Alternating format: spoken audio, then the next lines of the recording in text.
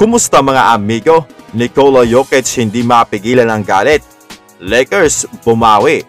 Mahigpit naman ang laban sa West from 3rd seed to 8th seed. Wala pa rin tiyak na positioning.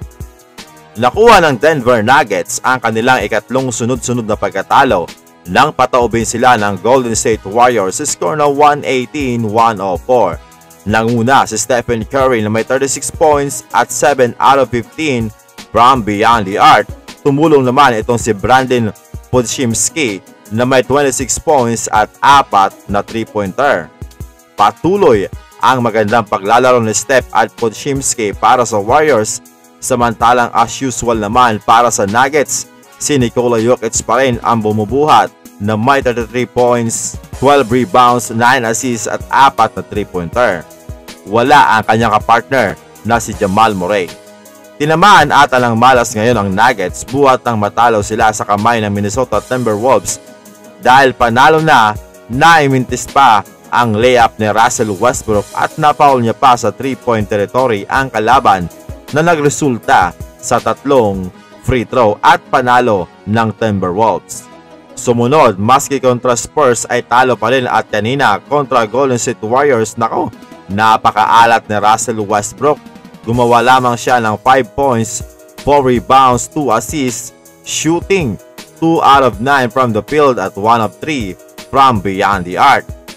Nag-commit pa ng 4 na turnover kasama na ang pagkakaagaw niya sa ng bola sa 4th quarter at nabitawan niya habang dinidribble at gusto sanang lampasan itong si Draymond Green, kaso nabantayan siya. Medyo delikado si Westbrook mga amigo. Hindi niya masyado makontrol ang kanyang sarili sa sobrang bilis na bibitawan ng bola at hindi rin ma-shoot kahit na layup. Parang nawala ulit ang confident na Russell Westbrook mga amigo. Namataan naman na frustrated itong si Nikola Jokic sa bench nang ma-foul ni Porter itong si Jimmy Butler sa 4th quarter.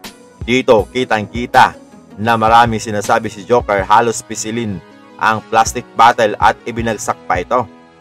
Crucial ang last 4 game ng Nuggets lalo't hindi pa rin tiyak ang kanilang posisyon sa West dahil sobrang dikit ang standing. Sila ay kasalukuyan nasa 4th seed subalit isa lang ang lamang nila sa Golden State Warriors na nasa 5th seed at 2 para sa 6 to 8 seed, kaya pwedeng bumagsak pa sila sa play-in lalo't ang huling 4 na laro ay nakikipaglaban sa positioning.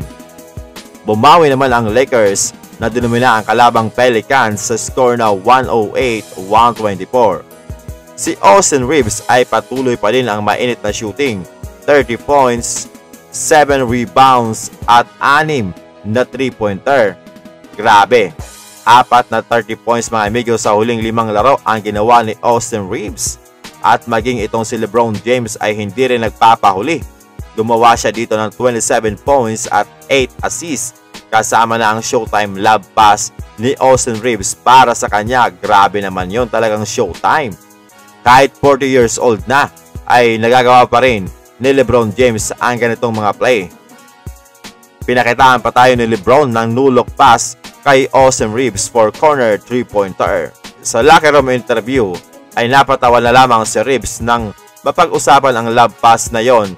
At ayon kay LeBron, that lob pass set him back 3 days.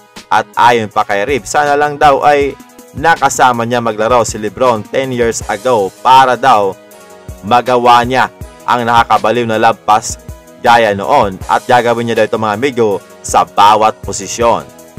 While kitang-kita naman talaga na grabe ang tiwala nila sa isa't isa at ang ganda ng chemistry. Para makasama ni LeBron maglaro, dapat ay wala kang takot at may killer instinct ka talaga mga amigo. Si Dalton Knecht naman na hinahanap ng mga fans ay sa wakas nabigyan ng playing time dahil wala nga itong si Rui Hachimura. Umiscore si Dalton Knecht ng 12 points, 5 of 10 from the field at 2 of 6 from beyond the arc. Ayon kay Coach JJ Redick, si Dalton Knecht daw ang isang tao na makatulong sa kanila na manalo ng laro sa playoffs. Maging si Luka Doncic ay sinabi siguradong kailangan nila itong si Dalton Knecht. While baka magawa na talaga ng paraan na mapasama sa rotation itong si Dalton Knecht lalo na sa playoffs. Delikado pa rin at hindi pa rin sigurado na mananatili ang Lakers sa 3rd seed dahil masyadong dikit nga ang kanilang mga kalaban.